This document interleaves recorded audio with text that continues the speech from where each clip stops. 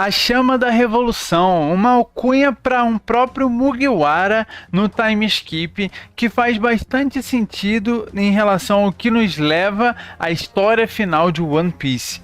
Toda a questão do amanhecer pode estar relacionada com isso, e a verdade é, o fogo em si é uma coisa muito importante em One Piece, né? A gente sabe sobre a Ilha dos Tritões, que seria queimada pelo Luffy, a Chama da Revolução, que no caso seria Nico Robin, e muitos golpes do Luffy relacionados com o próprio fogo, além dos seus irmãos, né? Então a gente tem algumas coisas aí para explorar, e eu vou falar porque que no final tudo isso vai vir abaixo, o mundo de One Piece vai pegar fogo. Antes de tudo, não se esqueça de deixar o seu like, comentar aqui no vídeo e se inscrever no canal, que você me ajuda muito e é de graça. Então, faça aí. Vamos primeiro então falar sobre a Chama da Revolução, né? Nico Robin. Ela ganhou esse título após os revolucionários resgatarem ela lá em Tequila Wolf, assim que ela foi enviada por Kuma, né? Em todo o rolê que aconteceu em Sabaody. Ela foi chamada de Chama da Revolução muito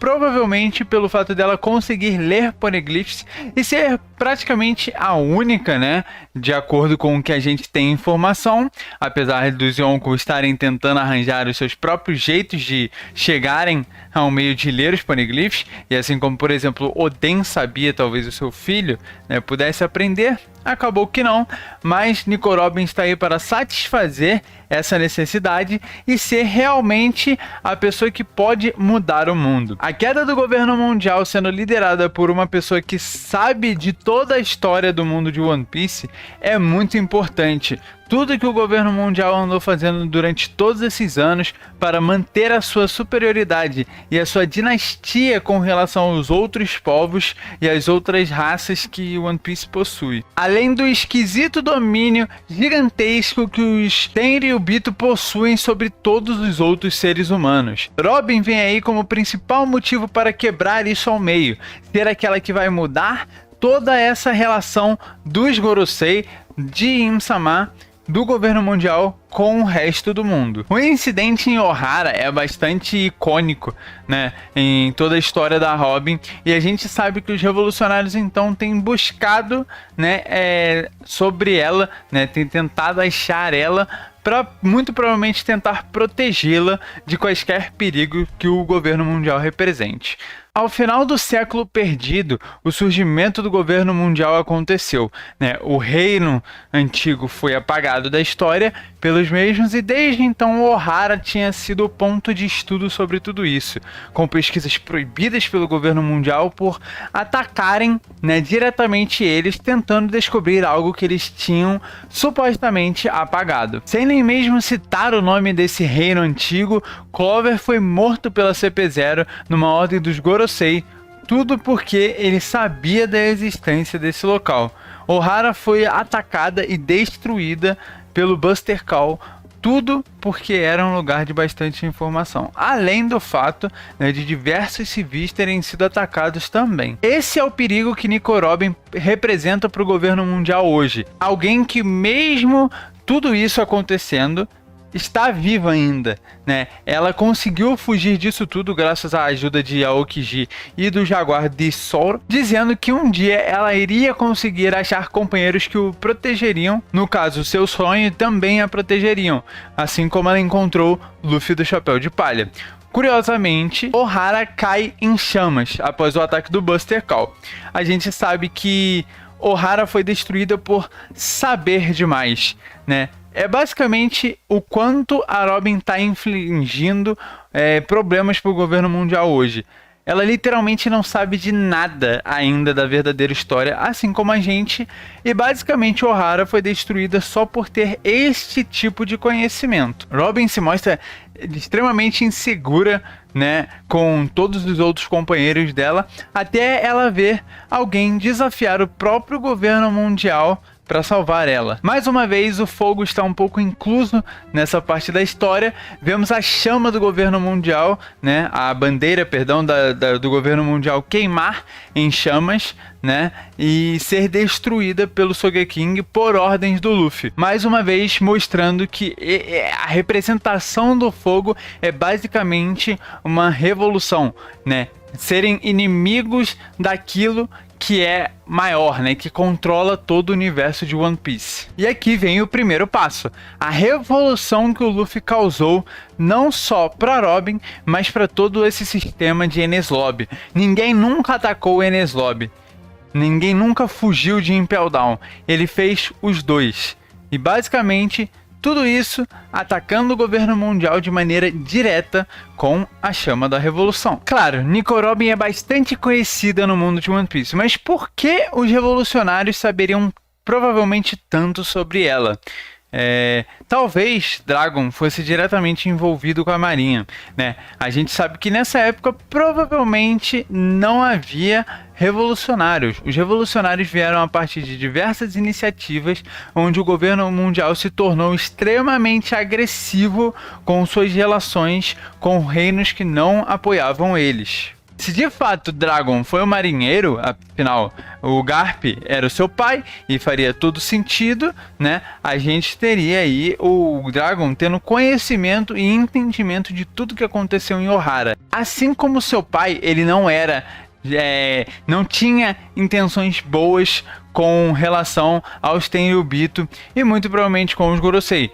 Garp nunca quis ser um almirante justamente por não ter que seguir este tipo de ordem. E o Dragon ser algo próximo a isso seria bastante interessante. A gente tem aí um ponto onde o Dragon entra muito bem e seria o melhor motivo para ele criar os revolucionários.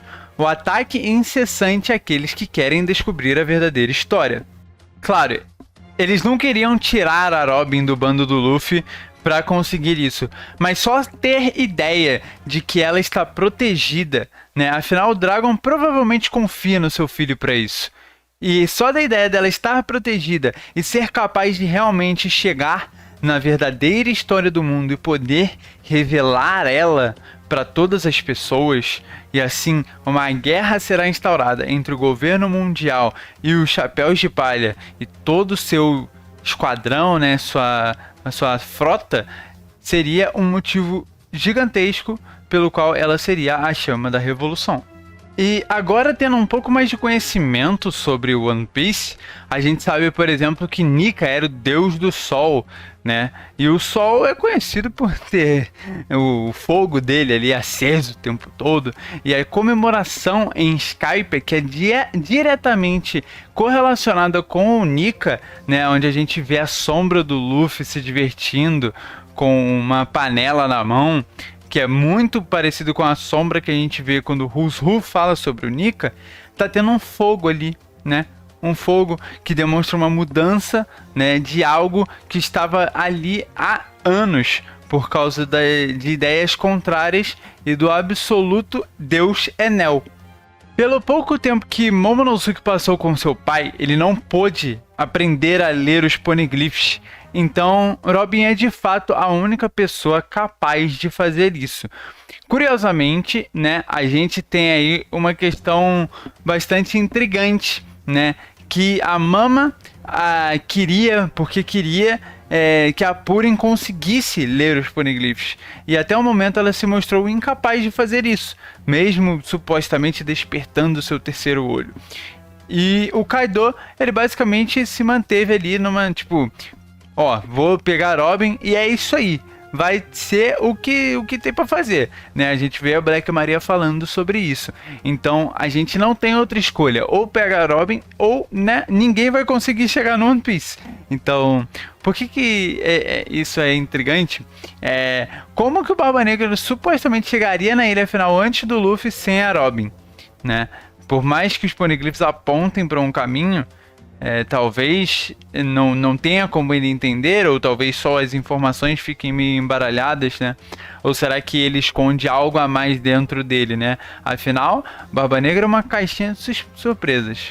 Ela e Luffy, nesse momento, vão fazer o par perfeito, digamos assim. Não para um relacionamento, mas sim para o mundo de One Piece, né? A Robin é a que vai ser a chama da revolução. Ela vai trazer e propagar a informação que é o final de One Piece, a história verdadeira, o século perdido, o reino antigo, tudo isso será revelado de uma vez só, vai ser só pancada atrás de pancada, informação atrás de informação. E mesmo ela tendo isso, mesmo as pessoas sabendo disso, será que alguém conseguiria realmente começar, né, essa revolução inteira? E é nesse momento que o Luffy do Chapéu de Palha entra. Ele é, digamos que a gasolina, ele é a ignição daquela chama, ele é o que vai aumentar ela em 100, 200, 1000 vezes. Ele vai trazer aquilo para uma escala global, partindo para uma guerra final contra o governo mundial com toda a sua fúria focada em Im-sama. E isso tudo é algo curioso, porque eu já falei sobre isso aqui algumas vezes e eu vou falar de novo. Para mim, o despertar da fruta do Luffy, sendo chamado de Gear 5 ou não, é relacionado com fogo. A gente sabe que o Luffy tem diversos golpes com fogo, né? A gente sabe que ele basicamente aprimorou suas habilidades com isso. A gente sabe também sobre algumas teorias que possui sobre a borracha esquentando muito e ficando super dura. E eu vou trazer aqui, né, novamente o que eu já falei sobre. O Gear 5 do Luffy, basicamente, na minha opinião, vai ser uma mistura de golpes relacionados ao tigre, ou pelo menos um golpe do tigre, só que suas habilidades vão ser relacionadas com fogo. O seu despertar é, na verdade, uma ignição final no seu corpo, né? A gente sabe que algumas coisas do Luffy funcionam de uma maneira intrigante por seu corpo ser de borracha, e o fogo que sai dele supostamente seria relacionado com a fricção do haki do armamento no ar e com muita velocidade.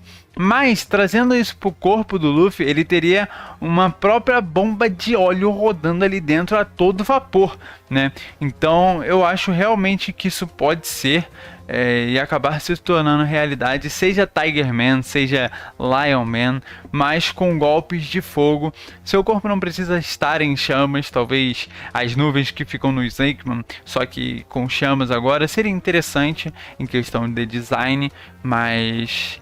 Bom, eu vou deixar aqui um card, 2 cards na verdade, falando sobre isso um pouco melhor, para vocês entenderem o que eu estou querendo dizer, senão eu vou me estender aqui demais. Para a Ilha dos Tritões, porque aquilo ali ficou muito perdido e assim, todo mundo sabe que ele não vai realmente destruir a Ilha dos Tritões por mal, né, querendo causar alguma coisa contra eles. Na verdade, essa ilha vai ser destruída pelo colapso da Headline, muito provavelmente. E isso tem a ver com chamas, por causa de toda essa questão das chamas da revolução. Talvez a Ilha dos Tritões não seja destruída diretamente lá de baixo, nem faria sentido, porque para chegar lá para baixo tem toda uma engenharia. Mas você destruir na parte de cima dela, por exemplo, do topo da árvore, quem sabe, né, das raízes da árvore, chegando com os golpes do Luffy sendo direcionados à Headline, faria bastante sentido, sabe, terminar tudo em destruição e chamas. E aí, quando você tem um monte de coisa caindo, as explosões acontecem e realmente pode acabar entrando em chamas a própria ilha. E aí, curiosamente, como eu falei, tudo isso acabaria sendo chamado de amanhecer, né? O amanhecer. Por que seria chamado assim? Por que isso tem a ver com One Piece, né? Teoricamente, o mundo de One Piece hoje está vivendo numa escuridão causada pelo Im-sama, né? E que eles próprios não sabem quem é o rei, né? Quem é o dono dessa escuridão e quem é o rei do mundo. No caso, esse mesmo que eu acabei de citar. Então, ele trazendo a escuridão para o mundo, o amanhecer, que queimaria tudo pela frente, seria que a chama que causaria a destruição da própria escuridão. Claro, isso aí é basicamente algo hipotético e meio... Como é que eu posso explicar? É meio abstrato, não é algo realmente que vai acontecer fisicamente, mas em questões simbólicas, isso eu acho que pode acabar acontecendo, e o One Piece adora simbolismo, o Oda adora. Então, mas eu vou ficando por aqui, deixa aí nos comentários o que você acha, se você acha que eu tô brisando bagarai, ou se faz algum sentido isso tudo que eu tô falando. E eu vou ficando por aqui, valeu, falou, um abraço, eu fui.